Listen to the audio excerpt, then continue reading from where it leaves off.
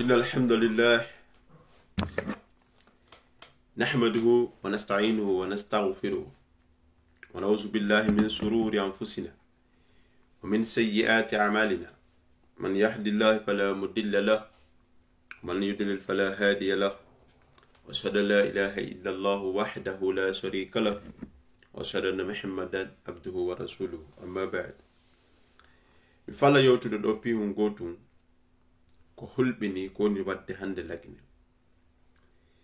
alaji sellu dalal jallo jibinande leydi lagine jeyaɗo fuuta jallo ko waɗa kon hande ko waɗa kon nako accata wallahi summa wallahi mi wondiri rabbu samawati walladhi bi yadi nafs diri zamɓe lagine ɓen si ɓe accali ko ɓe jokki kon nyande goo ɓe adday probléme e leydi lagine hara ko kamɓe woni yeeso e ɓaawo fi probléme hande ko mi woni o yewtude ɗo mi holla on ɗo vidéo ko alaji sellu dalel agresa affronta en fait waɗa piiji ɗin 19 wo fimo yehi recensable en tant que guinéenjo en tant que laamiɗo IFDG en tant que ancien ministre de République de Guinée, est-ce qu'on ne mérite pas que golle nali hay leydi aujourd'hui ande si minimo wala bandi minimo wala hande bandi bonnay pay koy ala hay koy golle nali hay lagine hay kattu wahidu hara ko ben agressata sellu dalil jallo Côte d'Ivoire be innamo wo resanso tako asikkay ko kamɓe asikkay peyon ko kamɓe jibini leydi ndi mi woniri rabbu samawati on ko hattorde wondore an ko walladhi bi yadi nafsun hattorde wondore an si ɓe accali hono ɗi piiji ɗo goto jeya lagine goto ɓura goɗɗo lagine won non sellu dalel woni colonel maɗum caporal waɗum yanda honnu woni Sékou Touré menda honnu woni kala ban adama guinéjo himo mérite jonnitede hakke makko parce que ko international o déplace o yamo inna mo ƴettude en fait kaydi ko o mérite kaydi ko o jeyi ko pays makko jeyi en tant que opposant jo ɓe inna mo womo recense tako asikkay pays on ko kamɓe asikkay pays on ko baba goɗɗo didi lagine s'appartient pas à personne ono ko Facebook barakallahu fikum tapotez live mo begude ma do ko paydum lagine s'appartient pas à personne lagine s'appartient pas à Cellou Dalein ni Alpha Condé ni Sidia Touré ni colonel Mamadi Doumbouya lagine s'appartient à les peuples guinéens. Quel manque de civilisation ko bi hende tuma ko bi sayi hombo guinéenjo desidata inna ko oɗo woni guinéenjo ko min woni guinéenjo ko mo mi faala wo nyamata ko mo mi faala wo jeyi la Guinée. Ça veut dire hande ko laamu ngu fewndi ɗo ko anduɗo on anda ça veut dire kamɓe la Guinée kamɓe jogiiɓe ɓen pouvoir on koko weli ɓe o waɗata koko ɓe faala wo waɗata ɓe ala ko ɗum ɗo holli ɗum ɗo ma ɗum wata famude Cellou Dalein déplace o innana yawde ƴetta en tant que kaydiji makko en tant que ko lagine fo kafi jeyi ɓe innamo no o resansotako ɗum ɓe agressa tam jam wallo dallo trop c'est trop hein piji gono ton billahi wallahi mi wondiri Allah ko kamɓe immintata fitina nelaɗo make hadise sahih al fitnatu na'imatun waylun liman qadaha fitina ko wali bone wodani men min ɗon en andi ko honno fitina immorto mais si yawo immike anda ko honto hattata mi meeɗa hiwde manque de respect hewtiti hono ɗi piiji ɗo goto jeya lagine ɓuri goɗɗo na fiiɗa laami ma fiiɗa laama savedi goɗɗo no ɓurma lagine na fi ka tampuɗo ka miskinejo ko ɗum guinéɓe ɓe ɗon doit finude il est temps en fait jeunesse guinéen woni kisi wa forestien wo finu na Cellou Dalein Diallo tun agressa hande ko honno en fait laami ɓe paykoy ɓe gollanali ay leydi ndi ɓe wartanaki hay peyo arata tawa yimɓe en fait golli fuɗɗi ɓe sarvude laggine tawi hay woɓɓe maɓɓe jibbinaka agressa on raɗo on sasinamo ɗum ɗo yonata liɓa suudu makko ɗum ɗo yonata soka en fait raɗo fami makko ɗum ɗo yonata tawa kadi mo yahay ko laggine fo jeey kon inna mo resansade en tant que guinéen en tant que opposant en tant que premier ministre ancien premier ministre goɗɗo wuddita hunduko mum ko inna no a wata wadde ɗum a sikkay ko kanko jeeyi leydi ndi simi faami laggine laamiɗo haray ko galle be mo woni hettude simi faami laggine kala laamiɗo haray ko kanko jeeyi leydi ndi na haray ko sariyaji leydi ndi ɓe innuma ɗo ko justice travail manda honnu ça veut dire laggine kala laamiɗo laggine haray koko weli mo waɗata koko o fa lawo accata hono ɗi piiji ɗo c'est de manque de respect total feƴƴi hay manque de respect mi anda ɗum ɗo ko ha honto en fait wawi lan musude par ce que fiyondu musiral lan tun fi lan hiɗi o musiral lan tun fi en fait lan hiɗi alaji selluwa ko musiri lan koko mi sutti kon ça veut dire est ce que ñande go min kadi ma an kadi wonɗala darde si opposé ke laamu ngo est ce que jango ɓe jaɓa jondema kaydiji maɗi en propre kaydiji ma est ce que ko lanɗo laggine dirisata innano ko oɗo jonnete kaydi oɗo jonnetake kaydi oɗo ko guinéen oɗo na guinéen ɗum no e lawol maɓɓe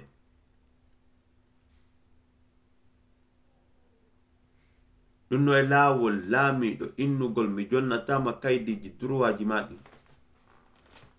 laggine koye bunnaru nene goɗɗo yalti désolé ha est ce que laggine koye goɗɗo yalti en fopp en kafu laggine woni kesi ma ɗum mi anda honnu e honnu laggine ça partant pas à personne ta sakka fiya ɗum sikki alay muɗum wala ɗo fala ɗo ƴettu fala ɗo nanu mo fala ko to nanu parce que en fait piiji kono feƴƴude joni laggine en tant que a inni tun a hiɗama goɗɗo en tant que an da woni côté en fait gonga on parce que wa qul haqqala wala nafsik kala wolɗo gonga ko wolɗo ma e bepperi faccuɗo fenowo parce que mi wawata famude goɗɗo ara innal ahda kana mafula kala wiyen ɗum o foda en o inna en ɗum ɗo si hewti mi waɗay ɗum ɗo ɗum ɗon hewta o inna mi waɗata jam walo tallo et puis en plus o empêcha kala aaden hiɗuɗo on parti ɗon innugol mo no an a hendotako ndi kaydi ɗo an a resensotako an a waɗatake ɗo en yimɓe men agressaɓe ɗo France ɗo en hiɗi kadi joni ko parti politique opposant jo on tigi ɓe agressata plein Côte d'Ivoire e inna wo o resensotako ɗon asi kay laggine et puis agresse et puis dari ɗo on darti wo fi woto Cellou Dalein Diallo woto recense ko Diallo mo yetta machallah tabarakallah ko ɗum kenko ƴoyre kenketi kenko ɗayre wallahi sikkugol no ƴoƴƴi hara ko jofiɗi no yurmi Allah dandu en ñamugol ko fuji Allah dandu en toñe nerano make hadisi sahi hay si woni duuɓi sappo toña ɗon o wallete min naali o alaji Cellou Dalein no toña ma o toña kam ma won wonanma ma ton tam moi je me bats les couilles de ça mais comment on yowtude en tant que guinéen imagine hande etti exemple on hoorema an wonɗo landarde ene jango sa inni ɗo joni bon mi yiɗa dumbiya ko ɗo mi yiɗi di kuɓe innay an kadi a médita kaydiji ma ɗin ko en fait parce que en fait laggine haray ko kamɓe jeeyi ko kamɓe décidata ko kamɓe pays on ko tande baba goɗɗo ko en fait simi fami mais arrêtez acce bila koro yagal no ton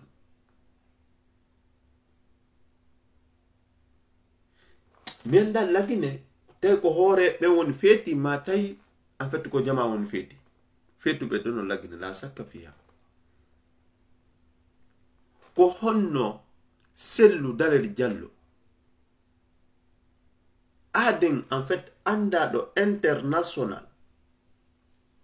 aden haysiko la karamoye jama doga e baw makko haysiko makka moye jama doga e baw makko o déplace o inna mo responsable en tant que Guinéen, en tant que hakke citoyen, en tant que hakke ɓiɗɗo leydi la Guinée pay koye daro yeeso makko inna no responsable tako ɗo nami woni yehi ndaro joni kon feƴƴude Côte d'Ivoire. C'est vraiment manque de respect. C'est vraiment en fait dommage fi la Guinée. Ben nous manon la Guinée, c'est travail, justice. Quel putain de justice on doit y. Du coup, la Guinée s'appartient à quelqu'un quoi en fait? Est-ce que la Guinée s'appartient à vous? Qu'on dit qui la Guinée? La Guinée ko baba goddo je la Guinée. La Guinée s'appartient pas à IFDZ ni en fait la Guinée s'appartient en fait la Guinée en fait c'est minima ko kafa la Guinée na leñol goto je la Guinée na pullo je la Guinée na kisi je la Guinée na tomajo je la Guinée haysi ka chapajo tay ko la Guinée jibina da mawnda la Guinée ko ma kan je la Guinée ko population je la Guinée enen no mérite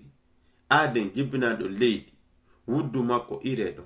kaydiji leydi makko ndin sakite inne are ƴetton kaydiji mon ɗin déplace ɗa hondu sappe maɓe inna an hendo ta ko kaydiji ma ɗin parce que an yiɗa fala lamu parce que an yiɗa fala goɗɗum parce que an a wona d'accord amen parce que an a hiɗame parce que an hiɗa dénoncude comme on kon wadde ça veut dire en tant que guinéen jo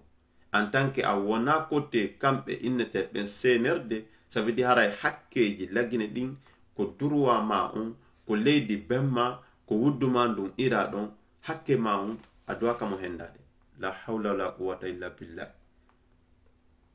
Allah hunde wotere menen ko men pay ko me wallahi kikalaji hulɓintamen paccaloy ko mana mena asata men c'est même pas les couilles de ça goto ɓurala jeede la Guinée koko kafuɗen pullo ɓura ton goɗɗo kan non ɓura ton pullo parce que ɗum ɗo jon c'est défini en fait mi anda ko numi alantama hono ɗi piiji ɗo min hono ɗi piiji ɗo Moussa Elan pandi toro quoi feetinay goɗɗo en fait imagine ƴetti probléme waɗa hoorema yimɓe boy meɗilan haalande ɗo telan sikkude ko blague mais la sakka fiya ko gonga min numa la Guinée laamiɓe ɓen no ƴettiri noon peyi on wallahi billahi tallahi soit wuura e leydi ndi hara a wi'ali kattu wahidu ɓe yaroma ƴiƴanɗan ɗon soit wuura sokeɗa fi tun a wi'i wo gonga haali ma ɗum soit doga yalta leydi ma ndi wala gonga ton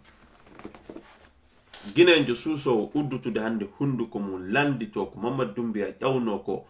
bar devant tout de Guinéen foddi ɓe on jibinaka la Guinée hande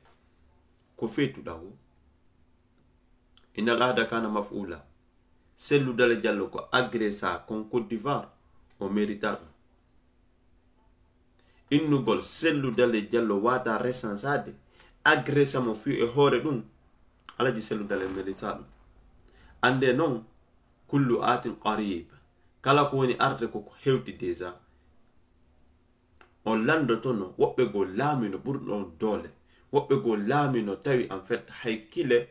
en fait tawi hay gardiɓe maɓɓe ɓen tun no ɓuri hay population la Guinée woɓɓe laamino ha ɓe inni ana rabbukumul a'la ko mi on Allah mo mawɗon woɓɓe laamino ɓe mahi kuruji ha ɓe ɓattoy kammu wonkoji hakke ha joni batte laamatiri maɓɓe ndi no woodi woɓɓe laamino aduna Allah on fop mais la sakka fiha wallahi billahi bi rabbil kaaba la hawla wala quwwata illa billah hande be wadi keno be mayi e andite kullukum ra'in wa kullukum mas'ulun an ra'iyati banadam fop ko aynina do hunde e pi en fop en jo'inte landita den ko aynita den ko ene Cellou Dalein Diallo no mérite yahugol inna no responsable goddo ina responsable ko ça me fait mal nami ala mi ala wolirde ɗum ɗo fi en tant que lan hiɗimo, mi ala wolirde ɗum ɗo fi en tant que kon pullo, mi ala wolirde ɗum ɗo fi en tant que hay komi guinejo, mi ala wolirde ɗum ɗo hay fi tan en fait ko piiji wonɗi normal opposant jo ɓiɗɗo leydi laggine ɓiɗɗo leydi en fait jibbinande leydi ndin goɗɗo no wawma innuda hendota ko kaydiji ma fi tun ka opposant jo ma fi tun a hiɗa laamu ngu e yiɗo yimɓe on ɓe piide ɗo Macron est ce que ɓen laamu ngu no darade inna ɓe no on hendota ko kaydiji mon ɗin par ce que on piilan ɗon est ce que ala hiwde ɗo français ɓe on ɓe yennude lamɓe maɓɓe ɓen est ce que hiɗen yiide lamɓe maɓɓe ɓen no inna onon men jonata on kaydi par ce que ɗon woni opposant e laamu ngu acce fine lagine ça veut dire ça inni a dénoncé kon ton ça veut dire ɓe innete anna guinejo men jonatama kaydi comme si ko kamɓe jeeyi leydi ndi ndare selludale hakkunde mo e Allah agressé en fait menacé waɗe piiji ɗin sappo e jeenayi fii tun himo yehi wo resansagol en tant que guinejo en tant que ancien premier ministre en tant que opposant jo jam wallo tallo ça me fait mal ndare vidéo Côte d'Ivoire ko ambassade de la Guinée le Guinéen ken ko ƴeyde ono mon ɓende ɗo Doumbia jusqu'à 2000 manda combien fini abbi wallam vidéo tapote live s'il vous plaît barakallahu fikum vraiment c'est dommage wallahi c'est dommage hiwgol la Guinée en 2025 hara ko o civilisation en fait civilisation ethno civilisation en fait yimɓe ɓe lagine ɓe ndatay ko hoore ɓe huɗɗa matay ko pays on huɗɗa matay ko population mais kuddi no jokki piiji ɗi yayno ɗa 1900 en 1800 en ko ɗin lagine ha joni jogiti ɗin mentalité ji ɗin angal pinal angal civilisation angal mo Allahu akbar la hawla wala quwwata illa billah man yatawakkal Allah fa huwa hasbu wakkiliriɗo Allah o Allah yonaymo la sakka fiha ɗum ɗo ko toñe ma ɗum goto wata inde goɗɗo resansota ko lagine comme si ko baba goɗɗo comme si ko nene goɗɗo reedi lagine quoi comme si hara e pays o en fait la ƴettiri mo nder Soudan ɗum ɗo ko en fait si goɗɗo naati ko Soudan koko mi faala kon koko mi wi'i kon koko mi wi'uma o kon ɗon watta kon parce que koko an wonɗa ene yiɗen wawi wonde en fait e pays étranger ji goɗɗo inna jonata on papier goɗɗo inna respectata on goɗɗo piya on goɗɗo yenna on goɗɗo waɗa on piiji ɗin 19 hoton ko pays mon ko wudduma ɗum ira ɗon leydi lagine goɗɗo inna ɗon kadi jonnatama kaydi goɗɗo inna ɗon kadi a méritandi kaydi ɗo goɗɗo inna ɗon kadi waɗuma ɗum ɗo est ce que en fait ɗum ɗo ko janni est ce que ɗum ɗo ko jan wonande pays on ɗum ɗo ko janni la hawla wala quwwata illa billah he toñi no muusi toñi fota abbimallam vidéo Allahu akbar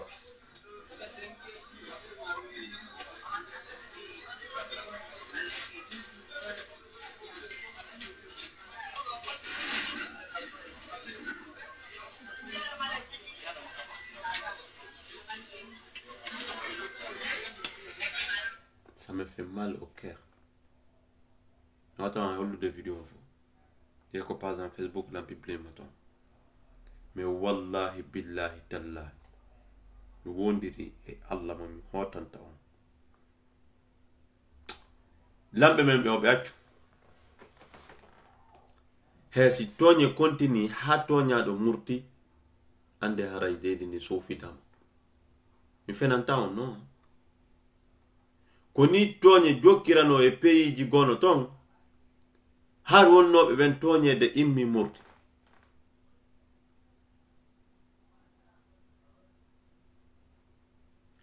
est ce que guinéen jo est ce que en fait ambassade jo golle makko la Guinée c'est un pays de sauvages la vie de ma mère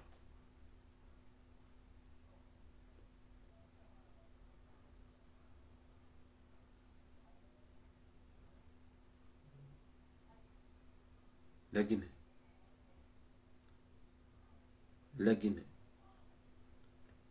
salandi kela minne peyo be sinsini mo be maunin din peyon e tonye trop tonye jigo jonno ton non buri ko wonno don en fait bawo dono be tonye to no bete be suuda seda me joni ko pansan men wadete hunde antikia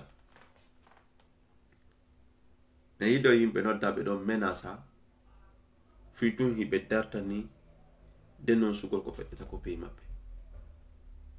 benna en tant que on accal dum do passeport ji mon men blokayde hatite de séjour ji mon di bona en tant que wobe innude acce warugo bibbe be en tant que be innude lagine fodano ko foppo fonne en tant que en fait ya rabbi salli ala nabika alla be den findinde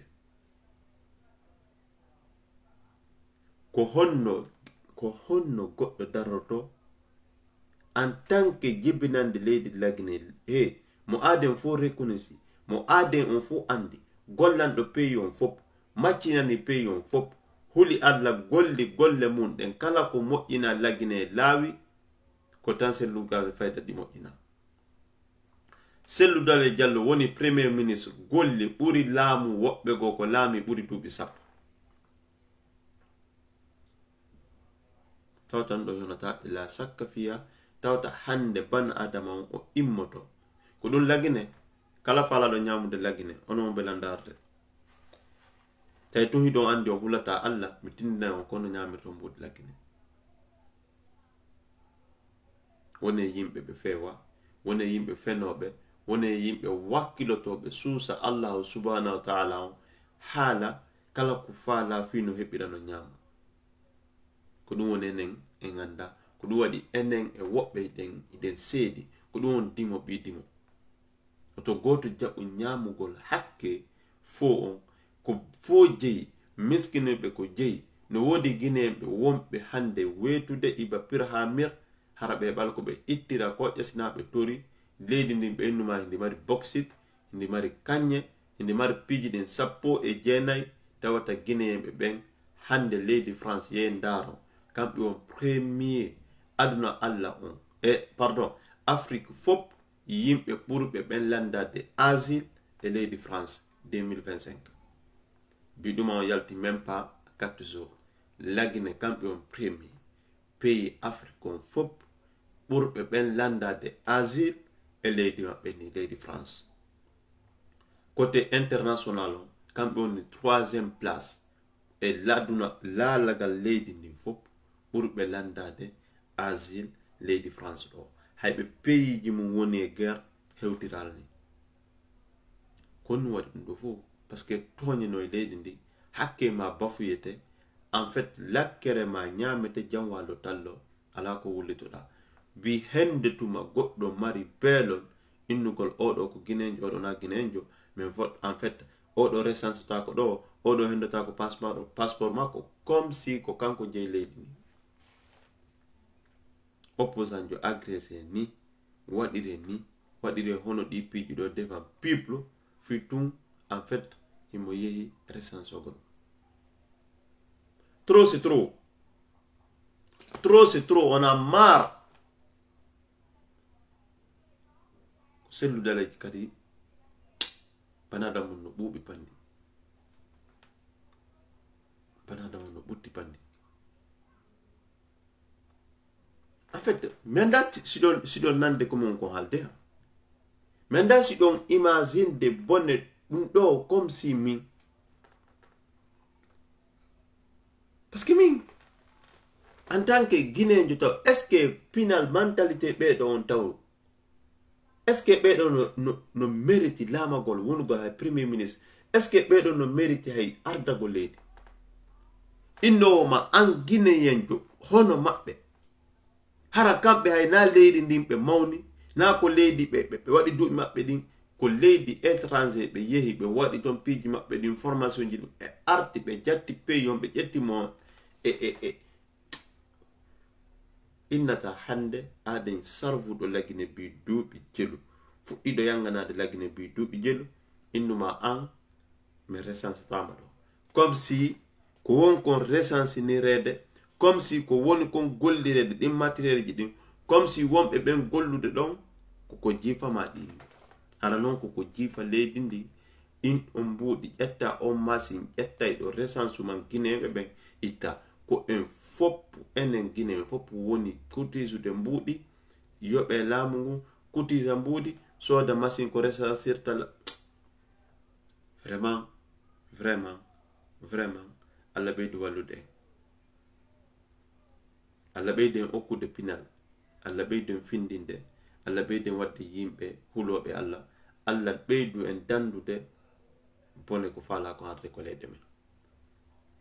Il est temps wona kisi jona pullo fine on hiƴi o nangaɗo ɗo kinnapaɗo a mejitinde makko nden ko avocat jo ka ko ministre jo mi ejiti na pullo boy me ɓegu makko ko pullo lagine mejiti a inde makko nden ko en fait balɗe ɗo kamɓe ɓe tefa patinay ko banadama kala mo wona d'accord e maɓɓe ko nangeteɗo banadama en tant que guinéja susta wolde fi paiement o sa woli fi paiement o ɓenuma te etno surtout no enen a susta ɗo wolde fi alaji selludale ko ɓe kilasuma comme si te etno et pourtant ça n'a rien à voir avec etno yagal ça n'a rien à voir min mamma saliou min ceerno mamma saliou mi jokkata aden bandi mi fotanta bandi yaroru beero ama yeso ɗum ɗon no woni ɗum mbiya woni mi anda haysi ko baban bora si mi andi o fewa mi jokkatamo fi o ardo pays parce que Allah koko landitoto e mo be muɗen ko waɗɗen si a fotani goɗɗo o laami ko o waɗi bandiyagal hakkeji ɗin andu a landitoyte laakara beru ko votuɗa ko honno parce que oton sikku laamago leydi koko aduna ɗo tuma mais mahindu bandiyagal e ponki e piiji ko on ɗon ko wadde lagine mo jiiɓi noon yaray minen namin hulɓinteɓe komin pay koy ay min lannal fufude ba'e mais wallahi billahi wallahi mi hulata haalugol komi faala kon ko goɗɗo walata lan wo en tant que droit en tant que ko leydi an en tant que ko faamu an on idée an on san yennugo lanɗo mi wolay komi faala kon piya selludale jallo mérita ko waɗa ko hande mais ala kulli haɗin Allah hawrinde sawaba Allah ñippa en fitinaji men ɗin mais yeso itte kumpa ko hono ni seeɗa seeɗa ha peeji woɓɓe go huɓɓi kono ni ɓe fuɗɗori innugol oɗo ko ngol ɗo leñol jeeya lamata ko ɗo oɗo ko ɗo jeeya oɗo ko ɗa jeeya mene ɓeɗo namin gotum ɓeɗo ko ɓe to ha probléme mini ko maɓɓe hande ɓe ronku wawde ñippugol on probléme parce que fiyonnu pays on ɓe sikkuno goɗɗum tawi nanu Allah danno koni te kon fitna ko ɗum nelaɗo maka hadisi sayi al fitnatu na'imatun waylun liman ayqada fa fawatu nafs ta talaful mali na nadama c'est ça arabu ɓeynata al fitna ndare hande ƴette hakkille mon ɗen joɗɗon mijito ɗon kono Allah wiyata on toujours ko Qur'an fatazakkaru ya ulil albab fatazakkaru ya ulil absar Allah ko ɓeɗo yimɓe yewtota mijite ndare andite ko onon jooma hakkille ndare taske ndari ɗon kito mon ɗen kon feƴƴude ko aduna famino hakkille mon ɗen wata wawu kal an am wata wawu comme wo mumu nemora ɗi nayi ɗin si ñaami bebi en fait haray lanni salno yewtude fo inna ya nas mais si yehi ha Allah daali ya ulil absar andu ko wonma ko addande yeeso ko piiji wondude importa hetto parce que simo yewtude jamanu no fuu e simo yewtude yimɓe marɓe ɓen hakkille taskotoɓe ɓen miijistoɓe ɓen fi janngo o woolay ko wonde important haala jallat ɗum fof noon ko wondude important ndaare taske kon feƴƴude hande konete kon Iran e Israel ma Palestine ma Qatar woɓe sikkuno guerre on si men ke tun kayni hande guerre on no layude tun nyande fini weti o pays gono battade nyande fini weti o pays gono ukkade alla dando en fitina ida andi konto hubata mi anda konto danoto ko lekkun almeti gotun sunni sare seludale jallo sai hande lagina no butti grâce à lui parce que en fait kuma wada ko goto wada ka himo wadede ko goto alaka wadede lagine wikke bonnane jatte inde mu yenne piye rade inne kadi resansu ta ko lagine comme si payon ko goddo jeymo la hawla la quwwata illa billah Allah ko nebi jutude o min alama min nodda sina am Allah beydu wallude lagine Allah beydu men okkude menen kadi yimbe nundube fewube ittabe mone harna yimbe layifube araybe bonnana men peyon bonna piiji din a jusqu'à z gine jon hettali hakke makon salandi kelam bi lagine inna lagine certains woɓɓe kono toña certains woɓɓe kono warana certains woɓɓe kono rew mum no doola ma ɓiɓɓe mum no doola woɓɓe go en fait no bonnana hara ɓuri ɗum tawata fus ɓe waɗa sinatum fi yettore maɓɓe nde on peut pas juger quelqu'un parce que ko ɗum ɗo e ɗum ɗo ko nin o way en jugirta goɗɗo fi yettore makko en jugirta goɗɗo fi ornateri goɗɗo en jugirta goɗɗo fi ngari makko ma fi couleur de peau makko ko jugirten mo ko golle makko ɗen e piiji ko waɗi kon est ce que selludal hande hino mérite en tant que opposant en tant que adde international guinéen la hawla la quwwata immo déplace o innano yahude resanso en tant que guinéen pay koy ɓira lannale lukude e kunduɗe mum innano a resanso tako ɗo comme si pays on kanje mum ça me fait mal min ko mi won ko yuden do wallahi billahi tallahi wondiri rabbu samato mi anda ko anto musirila andi ko no musirila mi anda tay jama on no calcul de en fait connaître kon droit et liberté ko foti kon donne un exemple masalan are leydi France o ndaron leydi mabbe ni a étranger jo hardo do harala nene ala baba droit ji madi hakkeji madi e leydi mabbe ndin ete fa pati na'i ete fa o ko kisijo o ko pullo o ko bawla guri o ko rawna guri hakkeji ma din côté leydi ndin côté kaydiji ko concerne ma côté piiji côté hakkeji ma din la sakka la buddaji din ko jeydo do ko kafidata ko e peyon haysina a français jo be jonni teteti be susta di menasude haybe atti dum menasugol dum a yaltina be tumbe nano pardon itti non jonno bedo say guiné jono inna no me yalte me wara do hollugol en fait ko do yata guiné be no tona balaje mu parce que bandi be liberté e bandi be mardo France do be mari Europe be mari leyde porto piji den sappo jenay ma dum ene jon do en doggude aren ko yimbe ben hadi jetten daren leydi mabbe ni gono yarde luwaji dino respecta fop non hunde wotere jetten dum don enen kadi naden e nder ko e men de naden bunnaji men yawa yehen ko meden désolé hande la énerve trop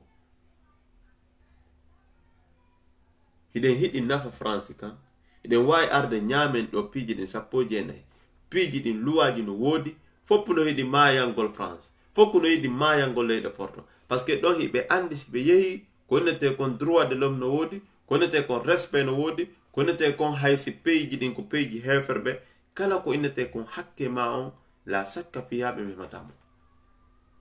tawata non en propre pays ma on ko wudduma no ira don bikkoy feetu koy jodo inna an a opposant men jonatama kaydiji madin parce que ka opposant parce que ko menen jeeleli ni lagines mi fami lami do hare ko galle be mum joni komo faala wona data ton koko faala wo wadata koko weli dum wo wadata la hawla wala quwwata illa billah on landoto no numru zen firawnain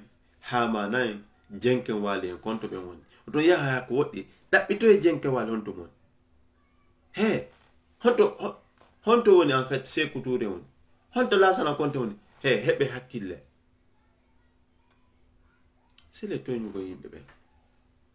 lagine ko adem bande wawata ƴettude lagine parce que fiyonnu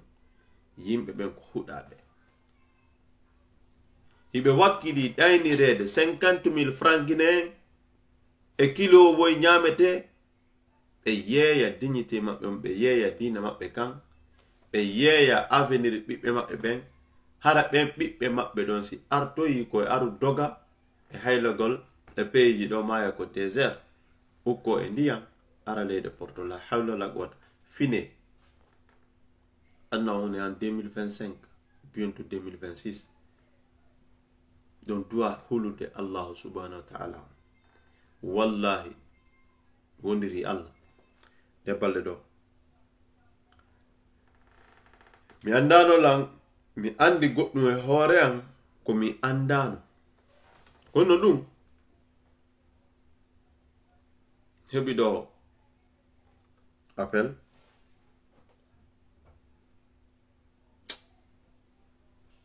anda fi lagine jandal lagine me hande ko mi andi kon lagine no fonctionner non grâce au réseau andata dum wonyande wallahi hebuda ci ko 100 personnes be mandato ko de nyande andata kon ko feddi de lagine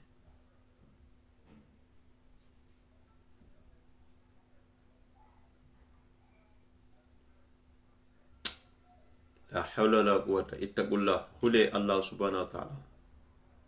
en fono la wasien kulugol hulugol Allah he trop c'est trop to goto munyo ha fedita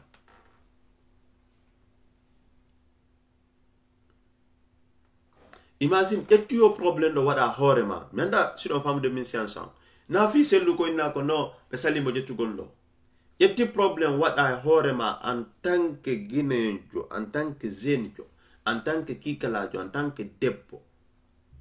ko prop lady ma ko galle bemma ko wudduma ndu ira don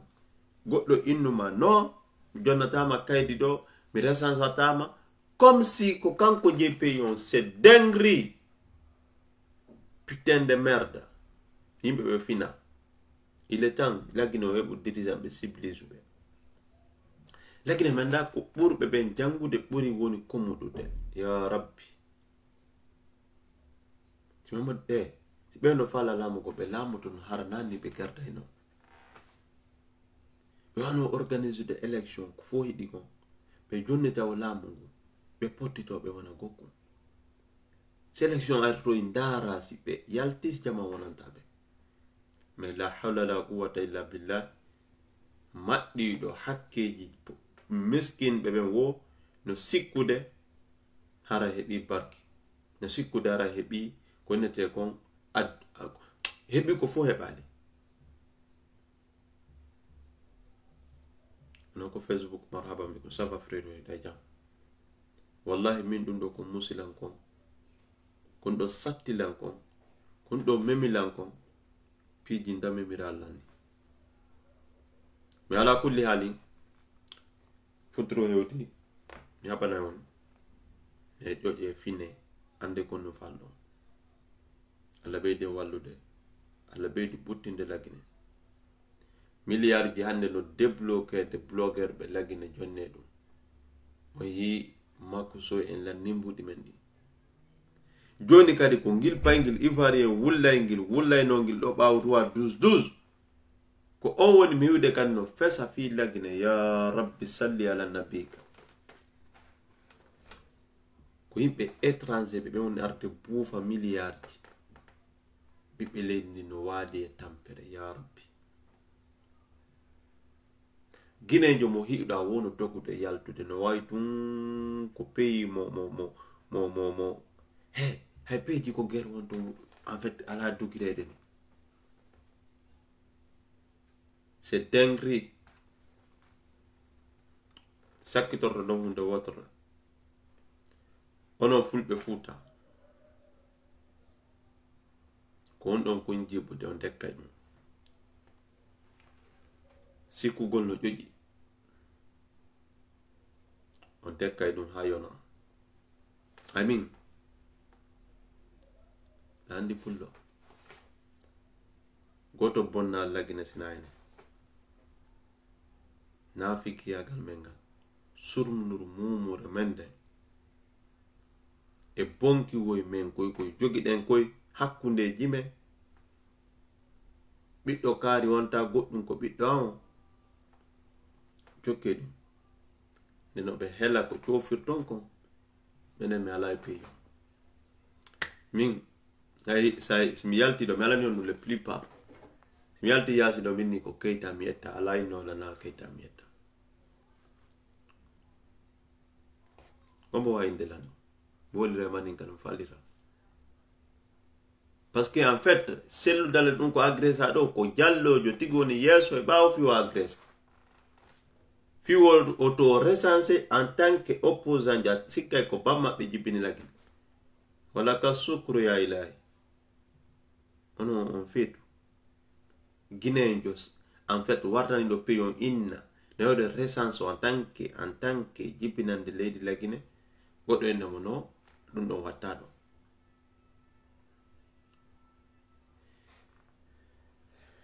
onon no nanoɓe ala an kan kono mi haala nde o 2 minutes ɗo mi haɓana mi juula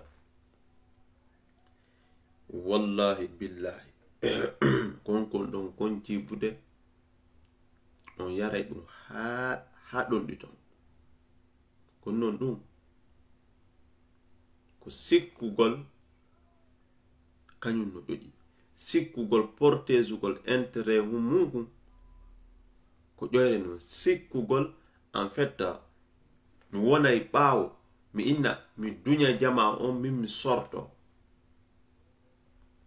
sikka ɗum ko ƴoyre sikka ɗum ko pina sikka ɗum ko andugol ko faala Allah hawri nde sawaba Pullo Fuuta toujours wi'ay si unoɓe ɓen suudodiri ley nooki ko unete kon laɓata goto jasinali on kono jasini hoore mum goto waɗani on yimɓe naylumaɓe no woodi yimɓe ko réseau ɗo haaloɓe la budda fi ha ɓe wolay ko ɓe fala hoore mon ɓe ara ɓe wola pankare pas ɗimɓe alani on ko réseau ɗo nan blogueur jo mais plutôt almudu jo e tilmise tawilan wola ɗo sa fala holo yeyaminima wallay plus de 10 ans lan jodi lan jangude l'islam minatama wallay fenade fala o holo ko feƴƴata kon lagine debbo Pullo Fuuta meɗi men noddude ɗo jiwo labaɗo non konete kon jiwo pullo na darnde na ngari na moragol kinal na forme na wawgol haalugol en fait haala an nasara pijjiti 19 jiwon saydimo ko hoore ma hiyanta ay waddani la photo makko mi sikkude ko métis parce que nandi pullo no laba mais machallah on ɗon kadi tawi ko machallah woni dandi ko fi wonnumi golla lagine ko parce que ɓe innay so gollay ton ko la sakka fi ha kon kelondir si ɓe jonnuma poste ko leydi bemma fuɗɗoto haalde ɗo tun certain rewɓe goyna non andi enen fulɓe ɓe enen kadi ɗen mari probléme in nene ma e bemma no mari probléme ya rabbi minen leñola men go ala probléme hollan probléme mo pullo mari sayti nafigiyagal men ngal e yahata men ngal pollo ala probléme mais ko tawde woni woɓɓe naati ko cerveau ji maɓɓe haali ɓe haalaji haɓɓe sikki ko ɓen kon haalede ko gonga andi ko ɓuri bonde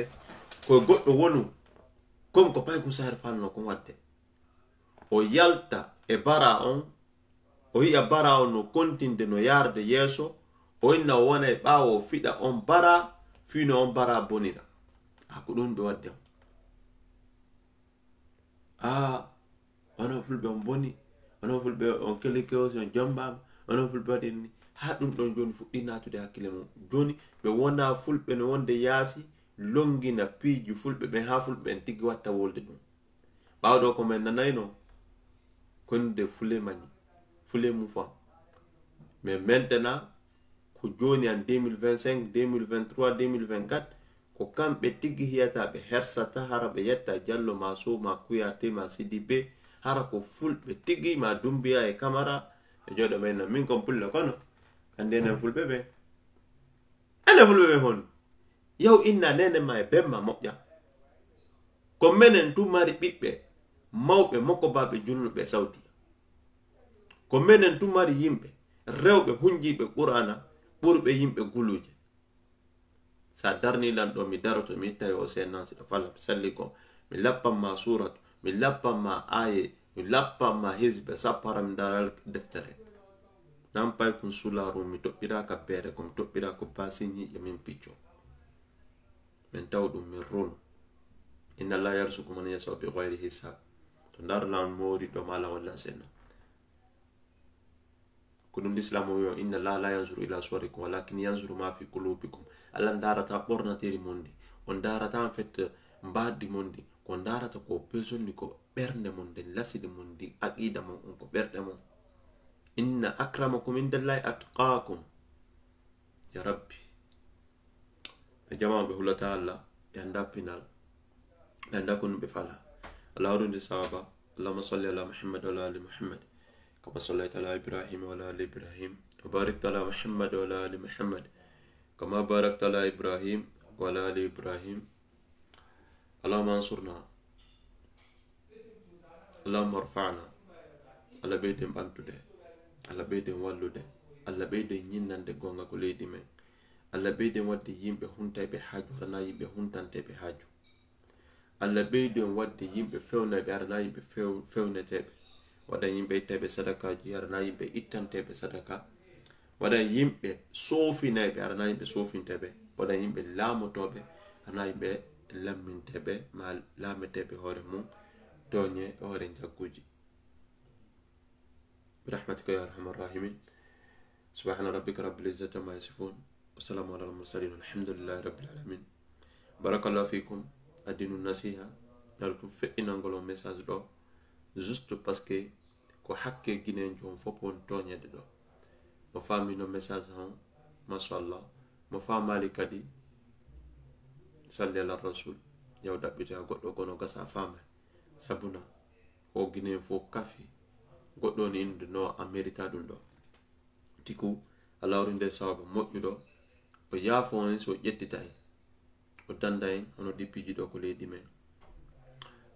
jango inchallah à partir de vendredi peut-être waɗa live aram ƴetta o mais hande ko mi dawowo futuro yoni mi alata moƴƴa dan occupe moƴƴa tout ça mais ko mone ko musilanko tawi mi wolay mi wata muñade parce que ko leydi yan et puis ko on parti mi woni bokke mi denon sa ko mi hii kon hoore toñe hay sina on parti mi woni simi kinejo no toña hono ɗum ɗo mi wolay sallu ala nabijikum Allah beyden wallude allahumma arfa'na assalamu alaikum wa rahmatullahi wa barakatuh ila liqa en bimbi inshallah ta'ala Allah ken subaka moƴƴuɗo barakallahu fikum onon ko Facebook assalamu alaikum